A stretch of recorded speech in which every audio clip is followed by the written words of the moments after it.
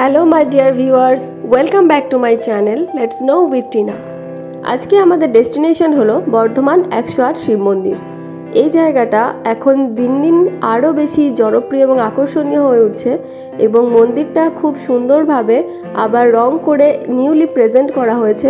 তো চলো বন্ধুরা, আজকে তোমাদের সামনে সেই ভিডিও এবং বিভিন্ন অজানা কাহিনী এখানে তোমাদের সামনে তুলে ধরবো। তো তোমরা ভিডিওটা অবশ্যই দেখতে থাকো এবং শেষ পর্যন্ত ভিডিওটা দেখার পর তোমাদের বন্ধুদের সাথে ভিডিওটা শেয়ার করো এবং লাইক ও কমেন্ট করো। তো দেখো বন্ধুরা, এখন একেবারেই আমরা মেন গেটের সামনে চলে এসেছি এবং এই মেন গেটটা তোমরা দেখলে খুবই সুন্দরভাবে টেরাকোটার কাজ করা হয়েছে। এই যে মেন গেটটা রয়েছে, এই মেন গেটটার পাশেই রয়েছে অফিস ঘর। এখানে কিন্তু যাবতীয় তোমরা যদি টিকিট কাটো বা কোনো দান করতে চাও, সে সমস্ত কিছু তোমরা কিন্তু এখানে করতে পারো। তবে এখানে কিন্তু কোনো বাধ্যবাধকতা নেই, তোমরা কিন্তু টিকিট ছাড়াই ভিতরে প্রবেশ করতে পারবে। আর যদি টিকিট কেটে ঢুকতে চাও তাহলে টিকিট মূল্য হলো 2 টাকা। এই টাকা থেকে মন্দিরের উন্নতি প্রকল্পে কাজে লাগানো হয়। আর এই অফিস ঘরের একদম পিছনেই রয়েছে জুতো রাখার কাউন্টার। বিভিন্ন জায়গায় তোমরা জানো খুব ফেমাস যে মন্দিরগুলো এইভাবে জুতো রাখতে হয় এবং সেখানে খুব সেফলি জুতো রাখা সম্ভব হয় যদি তোমরা জুতো কাউন্টারে রাখো। এখান ওখান যদি খুলে রাখা হয় তাহলে দেখতেও খারাপ লাগে এবং জুতোরও একটা সিকিউরিটির ব্যাপার আছে, তাই না? আর জুতো রাখার কাউন্টারে তোমাদেরকে যে টোকেনটা দেবে, সেই টোকেনটা নিয়ে তোমরা যখন পরে মন্দির ঘোরার পরে যখন জুতোটা কালেক্ট করবে তখন কিন্তু সেই টোকেনটা দেখেই তোমাদেরকে জুতোটা কালেক্ট করতে হবে। আর সেই জুতো রাখার কাউন্টারের একদম পিছনে রয়েছে টয়লেট। এখানে লেডিস এবং জেন্টস আলাদা আলাদা টয়লেটের ব্যবস্থা রয়েছে। তো বুঝতেই পারছো এখানে সেইভাবে কোনো সমস্যা নেই মন্দিরে ঘুরতে এলে। আর সামনেই পানীয় জলেরও ব্যবস্থা আছে, তো এখানে কোনো অসুবিধা নেই। তোমাদেরকে এখন মূল মন্দিরের ভিতরটা দেখাচ্ছি। মন্দিরটা ভিতরটা তোমরা দেখছো খুবই পরিষ্কার পরিচ্ছন্ন, একদম কোনো নোংরা বা কোনো আবর্জনার ব্যাপার এখানে নেই।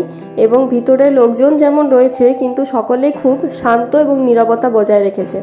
তো এই মন্দিরটা কিন্তু বর্ধমানের আরও যে অন্যান্য মন্দির আছে, এক কথায় বর্ধমান কিন্তু মন্দিরেরই শহর, ঠিক আছে? এবং এখানে চারিদিকে রাজা এবং রানীর যে ঐতিহাসিক সৃষ্টিগুলো রয়েছে সেগুলোও আছে। তো তোমাদেরকে বর্ধমানের ভ্লগ একদিন, পুরো ভ্লগটা একদিন দেখাবো, বর্ধমান ট্যুর গাইড। তো এখন এখানে ভিতরে তোমাদেরকে যে মন্দিরগুলো দেখাচ্ছি, এই মন্দিরগুলো একেবারে সারিবদ্ধভাবে দেখো, একটা মন্দিরের সাথে আর একটা মন্দির সুন্দরভাবে জুড়ে আছে এবং প্রত্যেকটা মন্দিরের ভিতরেই কিন্তু শিবলিঙ্গ রয়েছে। এই ধরনের 108 মন্দির আমাদের এই পশ্চিমবঙ্গে দুটোই আছে। একটা হচ্ছে পূর্ব বর্ধমান জেলারই কালনা শহরে আছে এবং আর একটা রয়েছে এই বর্ধমান শহরে। তোমাদেরকে ভিডিও শুরুতেই বলেছিলাম এই মন্দিরের অনেক অজানা ইতিহাসের কাহিনী তোমাদের বলবো। একটি কল্পকথা এই মন্দির সম্পর্কে প্রচলিত রয়েছে।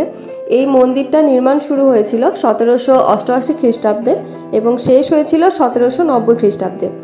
তো সেই সময় বর্ধমান সংলগ্ন যে নবাবহাট এলাকা রয়েছে, এখানে মহামারী দেখা দিয়েছিল আর বহু মানুষের মৃত্যু হয়েছিল।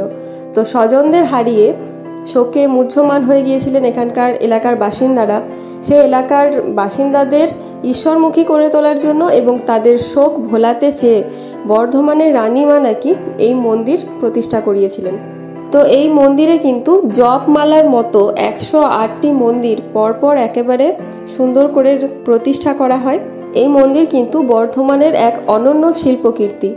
এই মন্দিরটা প্রতিষ্ঠার সময় সেখানে লক্ষ লক্ষ সাধুর উপস্থিতি ঘটেছিল এবং তাদের পদধূলি রাজপরিবার একটি সোনার কলসিতে সংরক্ষণ করে রেখেছিলেন বলে জানা যায়। এখানকার প্রতিটি মন্দিরই নির্মিত হয়েছে ওড়িশার বালেশ্বর শিব মন্দিরের আটচালার নকশার আদলে। মন্দিরের গায়ে সামান্য টেরাকোটার কাজও আছে আর মন্দিরগুলি একে অপরের সঙ্গে পুরোপুরি লাগানো। দুটি মন্দিরের মধ্যে কিন্তু একটুও ফাঁক দেখা যায় না। আর প্রতিটি মন্দিরের সামনেই রয়েছে খোলা টানা চাতাল।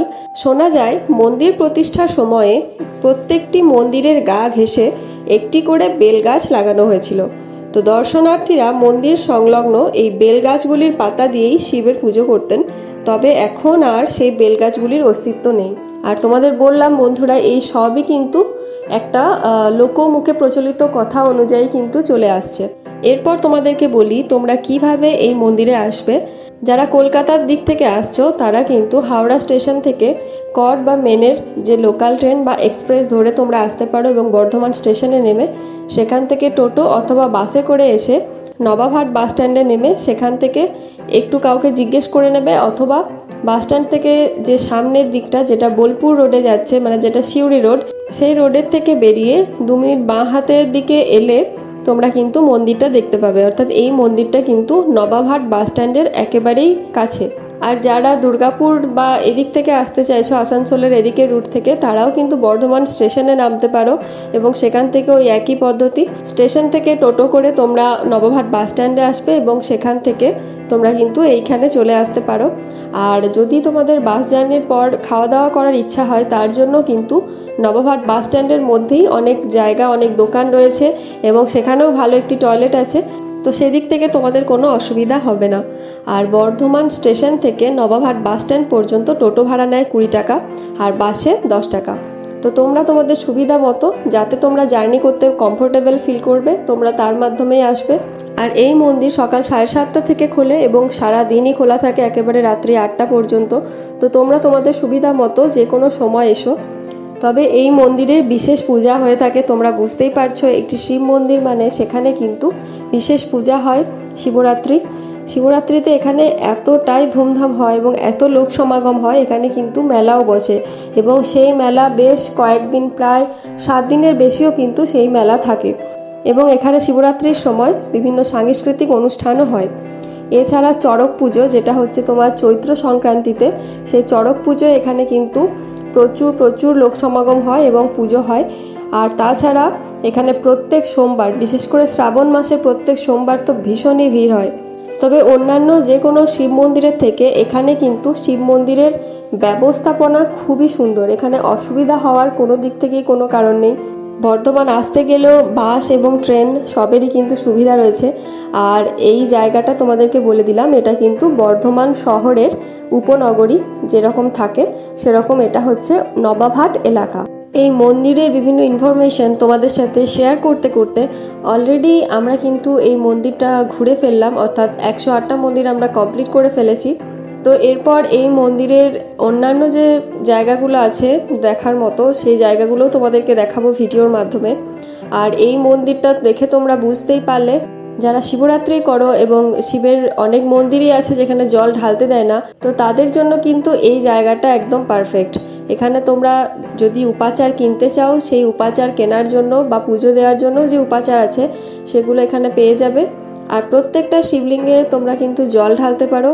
আর এটার জন্য কোনো বাধ্যবাধকতা নেই যে তোমাদেরকে শিবরাত্রিতেই আসতে হবে বা ওই প্রত্যেক সোমবারই আসতে হবে, এটা কিন্তু প্রত্যেকটা দিনের জন্যই রয়েছে। একটা বেশ তৃপ্তির জায়গা এটা সেদিক থেকে। পুরো বর্ধমান শহরে বন্ধুরা প্রচুর জিনিস দেখার আছে। দর্শনীয় স্থানগুলো তোমরা যদি ঘুরতে চাও এবং তার জন্য তোমাদের যদি লজ বা হোটেলের দরকার হয়, সেটার জন্য কিন্তু পুরো বর্ধমান শহরে লজ বা হোটেল একেবারে ছড়িয়ে ছিটিয়ে আছে। এখানে বিভিন্ন হোমস্টেও আছে, তো সেই সংক্রান্ত কোনো সমস্যাও হবে না। তো বন্ধুরা, এই যে 108টা মন্দির তোমাদের দেখালাম, এই 108টা মন্দির দেখার পর এই মন্দিরটার একদম পিছনের অংশে, অর্থাৎ যেখানে টেরাকোটার অন্নপূর্ণা মন্দির দেখিয়েছিলাম এবং পার্বতী মন্দির দেখিয়েছিলাম, তার পিছনে একটা গেট আছে। সেই গেটটার দিকে বেরিয়ে যে মাঠটাতে মেলা হয়, একদম এই মন্দিরগুলোর পিছনের দিকটায় অবস্থিত, সেই মাঠে আরও একটা শিব মন্দির প্রতিষ্ঠিত রয়েছে। তো সেই জায়গাটা তোমাদের দেখিয়ে আনি চলো।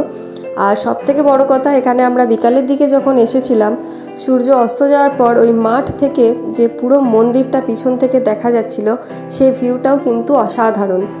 তো আশা করেই তোমরা দেখতে পাচ্ছ ওই একেবারে দূরে রয়েছে মন্দিরটা। চলো আস্তে আস্তে আমরা মন্দিরটার কাছে যাই। তো ফ্রেন্ডস, ওখানে যাওয়ার পর মন্দিরটা দেখলাম বন্ধ রয়েছে এবং ভিতরটা একেবারেই অন্ধকার। ওখানে ভিডিও ক্যামেরা খুব একটা ভালোভাবে পৌঁছানো সম্ভব হলো না।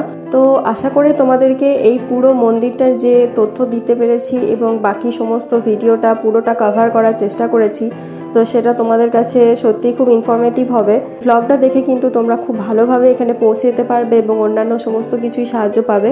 আর যদি অন্যান্য সাহায্য লাগে তাহলে অবশ্যই বন্ধুরা আমার এই ভিডিওর নিচে কমেন্ট বক্সে কমেন্ট করো। এই ভিডিওটা অনেক লাইক এবং শেয়ার করো। Thank you for watching my video এবং নেক্সট ভিডিওর জন্য তোমরা ওয়েট করো, খুব তাড়াতাড়ি আসছে। Thank you.